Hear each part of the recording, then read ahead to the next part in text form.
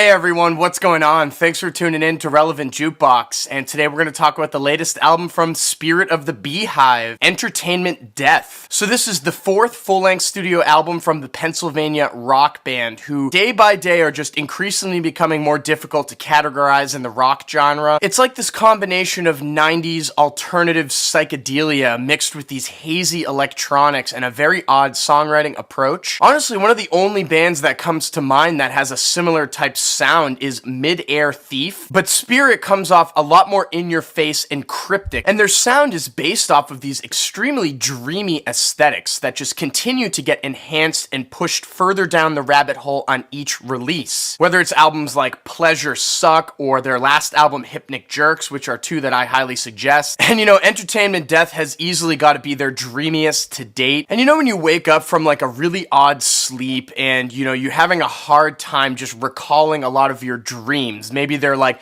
really intense, potent moments that you can recall and random things that are happening, but you're not really quite sure how they got tied together. That's what listening to this album kind of feels like for me. And another thing that continues to evolve about Spirit's sound overall is that it's moving more in an electronic direction, and there are a lot more synthesizers used on here, and there's even passages that get really noisy, like the way that the whole album kicks off with the track Entertainment. Right out of the gate, you're thrust right into this whirlwind of scrambled noise and electronics and scattered drums. Right up until about, halfway into the track where all of the dust settles, you're brought right into this extremely dreamy groove with all of these hazy guitars, and there's a really catchy vocal line that carries the track. It's a really good taster of the magic of Spirit of the BEEHIVE, how you get this feeling like you're wasting away on your floor on a Sunday morning. The only shortcoming of the opener, in my opinion, is, it just kind of ends. There isn't really a climactic ending to such a momentous build-up. It does segue pretty nicely into the next track, There's Nothing You Can't Do, which is a really solid, noisy single that promoted the record, but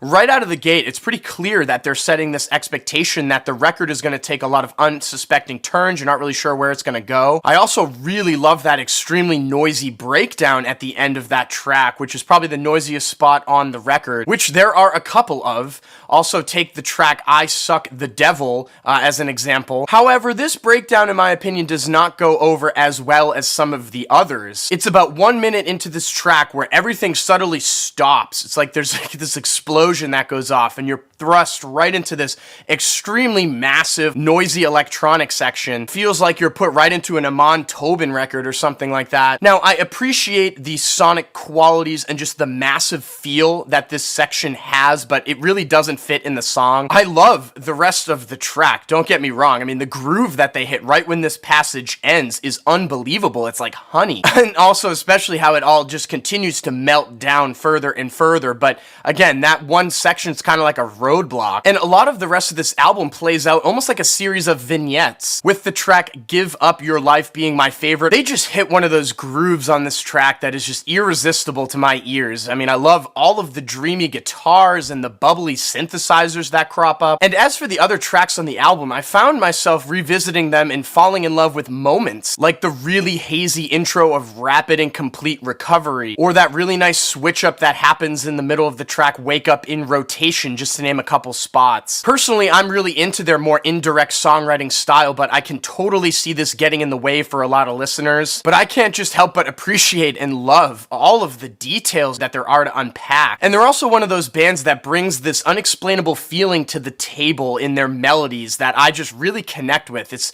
similar to like Alex G, how like he can write a track and you just can't really sometimes explain why you love it so much. And just like all of the previous Spirit albums up until this point, it took me a few listens to really digest and for those moments to really impact me. So I would highly suggest being patient with this record. It will reveal itself to you slowly, but when you finally get there, whoo boy, is it satisfying. And with that being said, I'm feeling a 9 over here on Entertainment Death. So for all of you collectors out there, all of the limited variants that they had up for sale through Saddle Creek Records have sold out. Right now they have just a standard gold vinyl that looks really nice. I would highly suggest grabbing that before it sells out. And if you have listened to Entertainment Death already, what did you guys think about it? Let me know in the comment section down below. And as always, thank you so much for watching. Make sure to like and share, and if you want more content from me, hit that subscribe button. Peace.